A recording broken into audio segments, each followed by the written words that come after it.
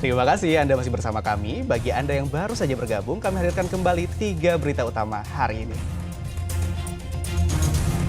Densus 88 Polri tangkap dan geledah rumah terduga teroris di Kota Bekasi dan Kabupaten Bandung.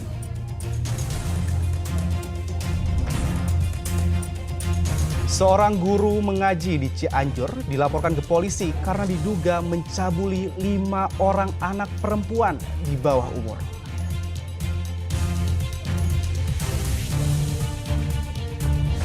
Miro Petric, asisten pelatih baru Persib Bandung asal Kroasia, muncul saat latihan Persib Senin lalu.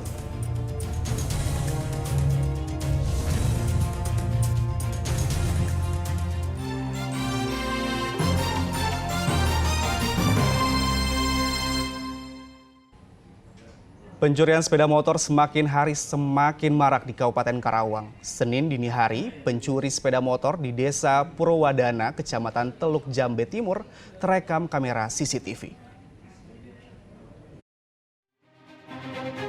Wajah para pencuri sepeda motor di salah satu rumah warga di Kampung Jenebin, Desa Purwadana, Kecamatan Teluk Jambe Barat, Kabupaten Karawang, terekam jelas di kamera pengawas.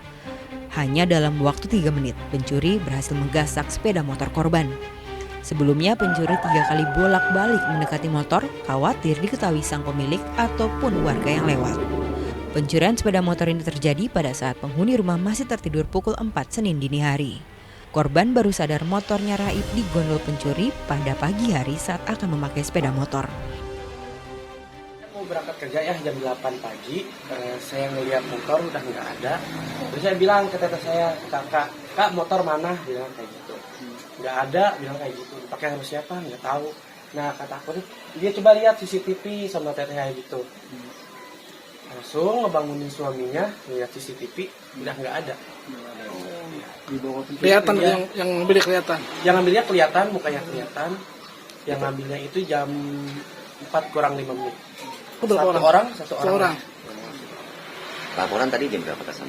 Jam 1. Jam 1 siang. Ya. Kondisi rumah tuh pada nggak ada atau gimana? Kondisi rumah nggak ada sih, Pak. Soalnya itu kejadiannya jam 4 subuh. Pencurian sepeda motor ini sudah 2 kali terjadi. Korban juga kehilangan sepeda motor tahun lalu. Saat ini, pencuri dan perampas kendaraan bermotor di Karawang meresahkan warga. Kadang pelakunya membawa senjata tajam dan tak segan-segan melukai korban. Syamsun Nursyah melaporkan dari Karawang. Berdalih pengobatan dan transfer ilmu, 5 orang anak perempuan di bawah umur di Cianjur, Jawa Barat diduga menjadi korban pencabulan oleh guru mengajinya. Malu atas apa yang dialaminya, salah satu korban bahkan sempat beberapa kali mencoba bunuh diri. 5 anak perempuan yang masih di bawah umur diduga menjadi korban pencabulan yang dilakukan oleh MI, seorang guru mengaji di Desa Bungbaksari, Kecamatan Takokak, Kabupaten Cianjur. Peristiwa ini terungkap setelah salah satu korban bercerita kepada keluarganya. Tak terima atas apa yang dialami sang anak, orang tua korban didampingi oleh kuasa hukum melaporkan dugaan pencabulan yang dilakukan terduga pelaku MI kepada polisi. Pencabulan terjadi dengan dalih akan mengobati dan mentransfer ilmu agar para muridnya pintar mengaji. Menurut korban, pencabulan sudah terjadi sejak 2 tahun lalu dan terakhir dilakukan pada 7 Agustus 2023 lalu. Bahwa ancaman katanya sih menurut yang korban inisial E itu dibawa ancaman kalau misalkan perkara ini bilang sama orang tuanya, itu orang tuanya akan mengalami ya gangguan-gangguan mistis gitu katanya. Akibatnya, salah satu korban merasa malu dan trauma beberapa kali melakukan pencobaan bunuh diri. Untuk mendapatkan konseling dan trauma healing, korban dibawa ke Pusat Pelayanan Terpadu Perlindungan Perempuan dan Anak Kabupaten Cianjur. Itu ada beberapa korban ya, jadi yang kita lihat mungkin saat ini yang ini cuma 3, tapi yang nyatanya hanya 2 yang baru mengadu ya, berani mengadu, dan ternyata mereka juga berdua tidak konform bahwa mereka ingin kamu cerita, dia cerita ke satu atau enggak. Jadi satu itu yang pertama tadi ya, yang jadi itu dia yang mengungkap itu, akhirnya yang lain ikut bercerita. Awalnya tidak ada yang mau mengungkap. Tidak mau karena takut, karena kan takut Ustadz ada kalian tidak boleh ngobrol ke siapa-siapa dan lain-lainnya, namanya anak kan, jadi ancaman-ancaman yang menurut mereka itu, jadi mereka takut karena ini kan guru ngaji mereka yang harus mereka nurutin apa keinginan guru kan. Sementara itu, kasus dugaan pencabulan ini masih tahap pemeriksaan korban dan saksi-saksi di unit PPA Satreskrim Polres Cianjur. Senin tanggal 14 Agustus 2023 kami baru menerima laporan dari pihak korban, sehingga saat ini juga Satreskrim Polres Cianjur sedang menanganinya dengan melakukan pemeriksaan korban maupun para saksi. Kemudian tentunya akan segera kita tidak lanjuti sesuai dengan perundang-undangan dan hukum yang berlaku. Pihak kepolisian mengimbau warga yang menjadi korban untuk segera melapor. Rendra Gozali melaporkan dari Cianjur. Seorang kuli bangunan asal Warung Kiara, Kabupaten Sukabumi membawa lari dan memperkosa gadis di bawah umur. Tak terima dengan perlakuan tersebut, orang tua korban melaporkannya ke polisi.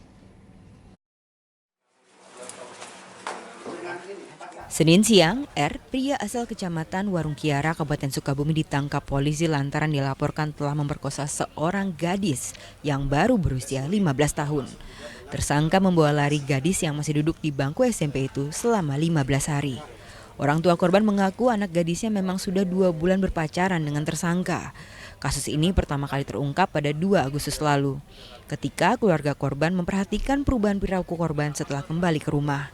Setelah ditanya orang tua, korban mengaku telah 8 kali diperkosa kekasihnya.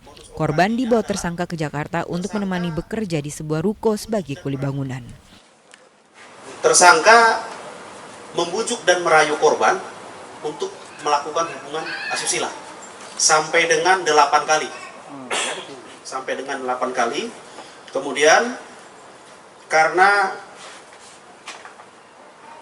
korban dinilai berubah ya setelah melakukan beberapa kali hubungan tersebut, lalu dicurigai oleh keluarga dan mencoba mendalaminya, dan ternyata korban mengaku telah mengalami kejadian tersebut dan melapor kepada unit PPA Satreskrim Polres Sukabumi. Akibat perbuatannya tersangka terancam pidana 15 tahun penjara. Asep Didi melaporkan dari Kabupaten Sukabumi. Mantan konselor rehabilitasi narkoba ditangkap membawa narkoba jenis sabu-sabu di Cianjur. Anggota Satuan Narkoba Polres Cianjur menemukan 4,51 gram sabu-sabu yang disimpan di balik pakaian pelaku.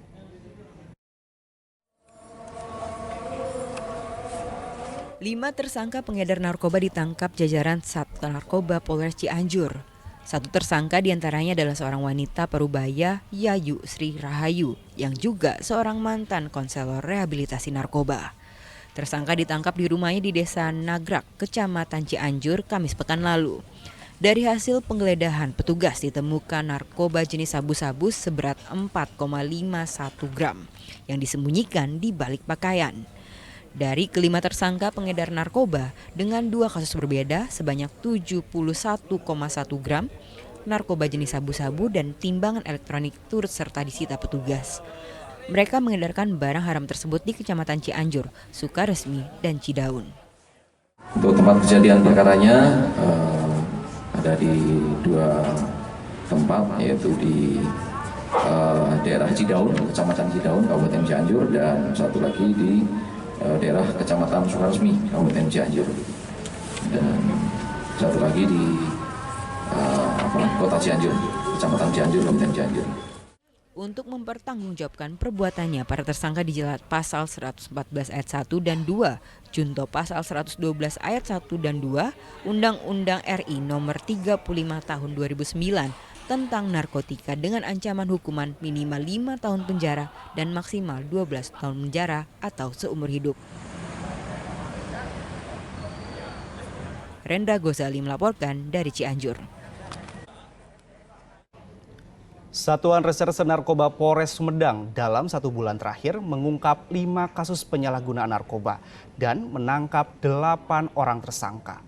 Total barang bukti sabu dan ganja yang disita senilai 129 juta rupiah.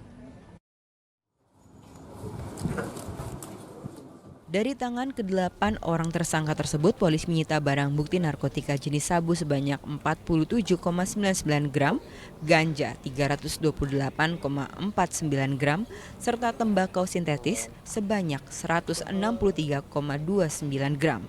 Jika dikalkulasi, total barang bukti tersebut mencapai 129 juta rupiah. Dari 8 tersangka, 4 orang sebagai penjual dan pengedar, 3 orang sebagai kurir, sedangkan 1 orang sebagai produsen. 1 tersangka adalah residivis kasus yang sama.